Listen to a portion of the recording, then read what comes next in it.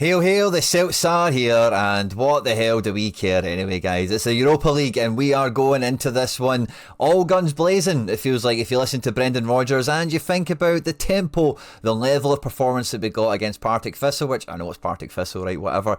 But as we go into this game, Celtic fans, we've all got to just support the team. We've got to get behind the team.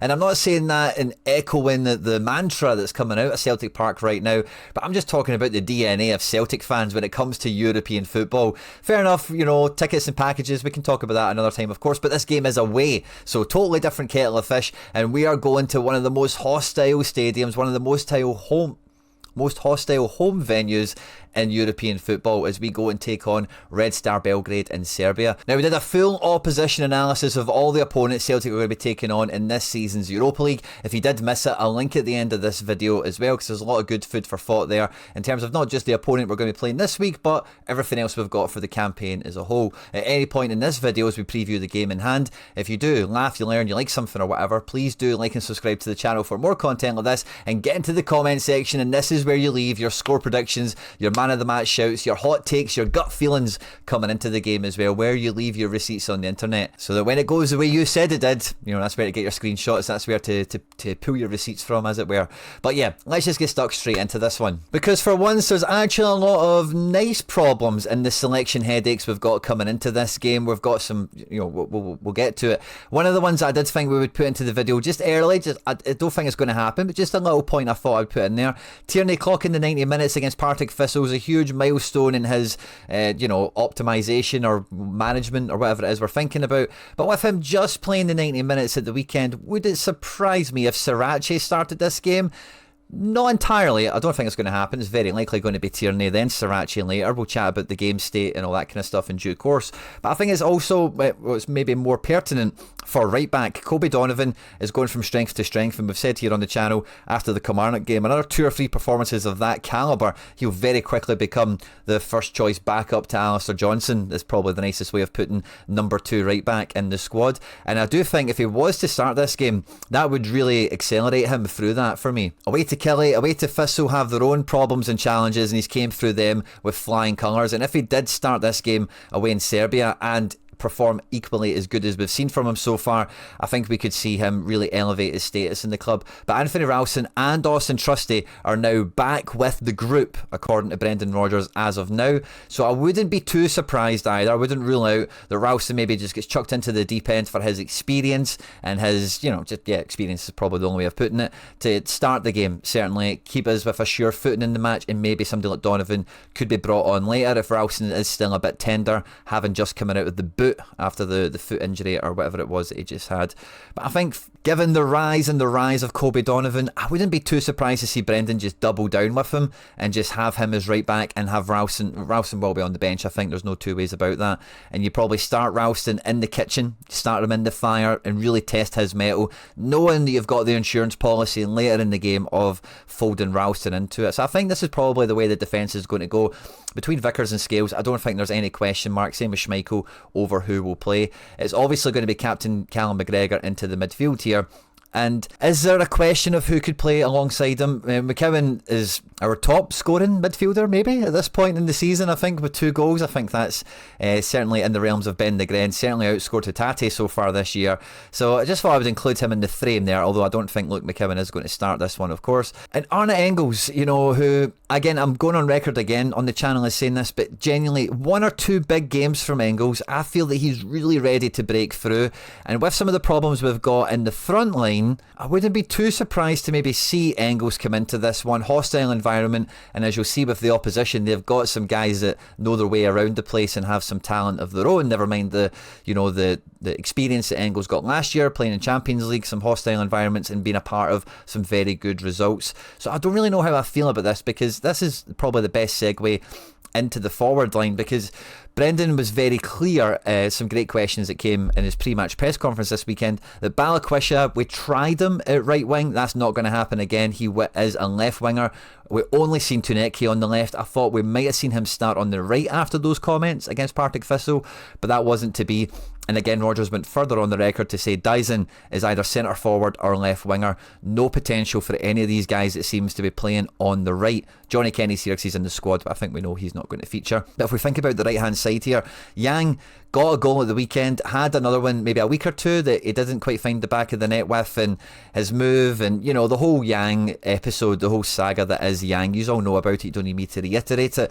But for me, he has to be above James Forrest in the pecking order right now for vigour, for energy, and, you know, he did score at the weekend. You know, he is getting into good positions. He has had a few of those opportunities in his Celtic career that he's not quite taken, and, you know, this could be a real coming-of-age period for Yang potentially, because if this is the depth on the right wing until the January transfer window, he's going to get a lot of minutes again, isn't he? He's going to get a lot of opportunities, and if Brendan doesn't like Negren being in the right wing because of how narrow he is, then it's got to be Yang. I've got a sneaky feeling that it could be Negren that starts on the right wing here, and you can lean into his narrow nature, because in some of the good games where he did play right wing, or some of the good periods where he's played right wing, we've seen the team almost take up this kind of box shape in midfield, and I think this is something that we might want to use in this type of match. Make the middle of the pitch really difficult for them to play through, and give us like two players that can bounce and help the press support of, most likely for me, Daisen Maeda. I don't think Iheanacho is going to start this, and having a real left winger, whether it be Balikwisha or Tuneki, I think we all imagine it is going to be Tuneki, that can hold the width out here alongside Tierney starting this, and then Sriracha coming down off the bench later on. You can really just twist this team into being really compact and really resolute defensively, and still giving you, without having width on your side on both sides of the pitch. But if Negren is tucking in here and dropping into deeper positions to get on the ball, you know what Daisen's like, he'll drop into space, he'll hang out a little bit in this area to get a ball played through the channel to go run with the goalkeeper. And between Negren holding in this area, like I'm sure he will off the ball, but also Hatate being available for that press support, it means if they do try and play out from the back, I think we would have a good way of handling the game in all states, whether they're playing out, they're dominating the ball, whether we're dominating the ball, covering ourselves against counter-attack, that sort of thing.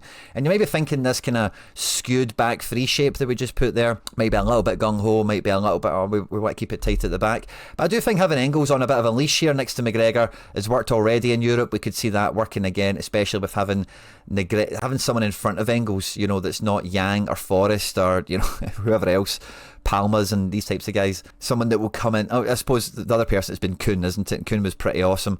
But failing having Kuhn, having someone like Negren that will come in and play ball, you know, and isn't shy to play the ball onto their side of the pitch, doesn't need to keep the ball on his side of the pitch to feel important.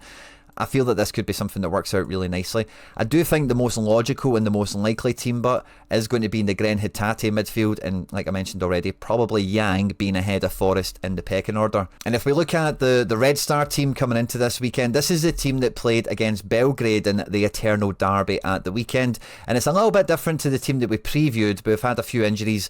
Rada Krunic, who's one of their main midfielders, didn't play at all at the weekend, and you'd think, I'm sure they'll be looking at the game against us as a very important fixture, but you'd got to think their derby is also going to be very important, and if he was anywhere near available, we would have probably seen him feature at the weekend, which we didn't.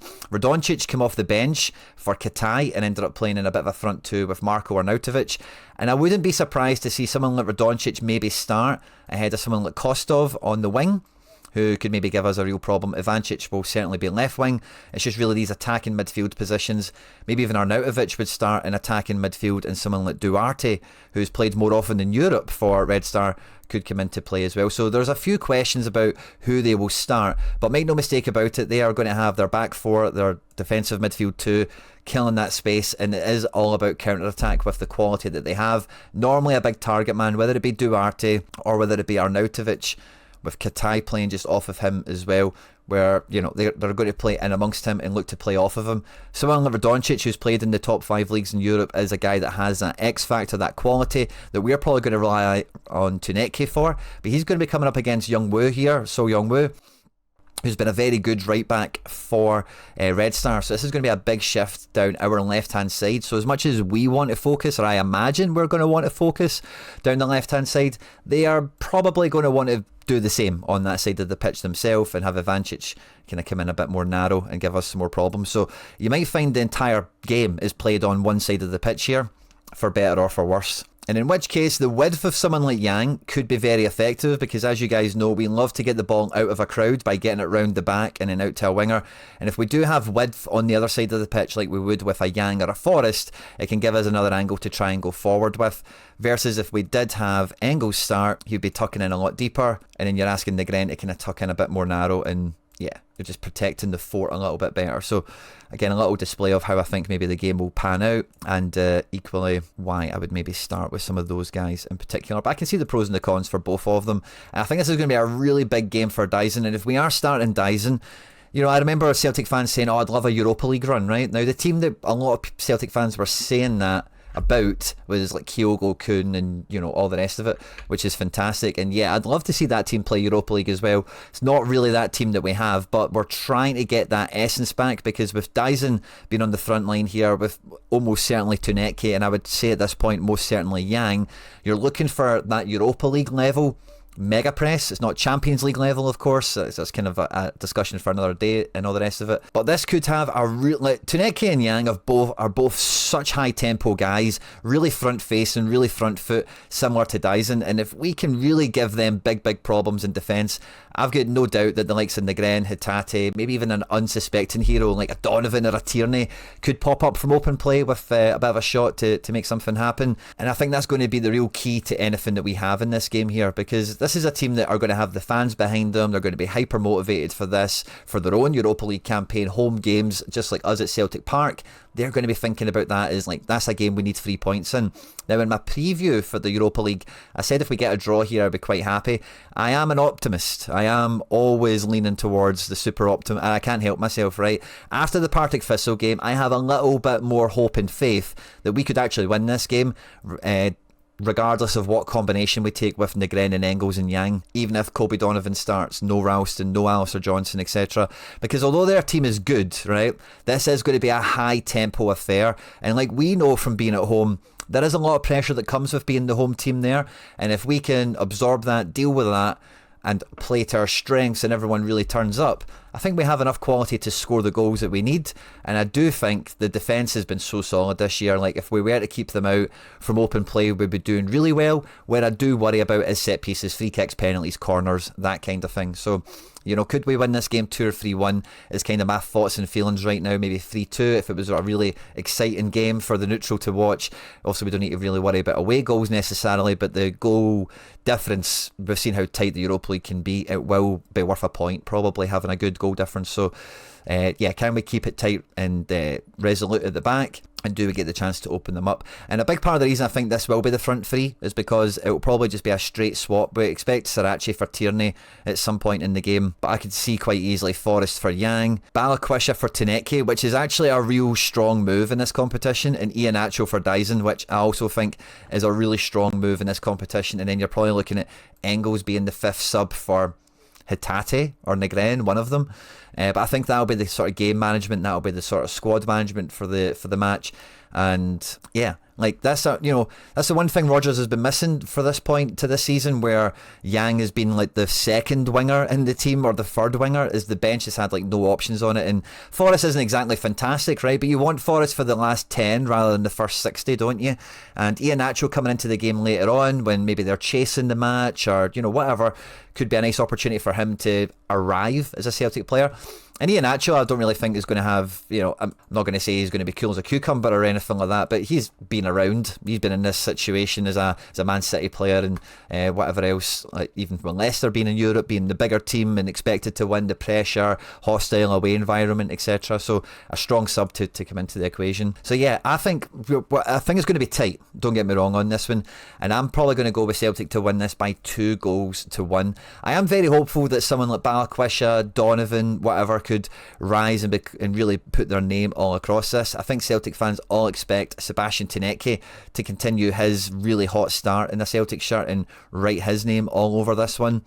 Dyson Maeda is very firmly in the shop window, according to all reports that we're seeing in and around the building. But out of the team that's expected to start, I really do hope and expect that we're going to get a really big performance out of Negren. For some reason, he's not totally convinced all of the Celtic fans that he's like a quality player. I've not really seen him have a bad match, to be honest with you. I think the thing with him is because he's not like Taneke, he's not like a dribbler, he's not like that. And even like Hatate, when he's really on form, he's just absolutely sending people. He's just got magic in his boots.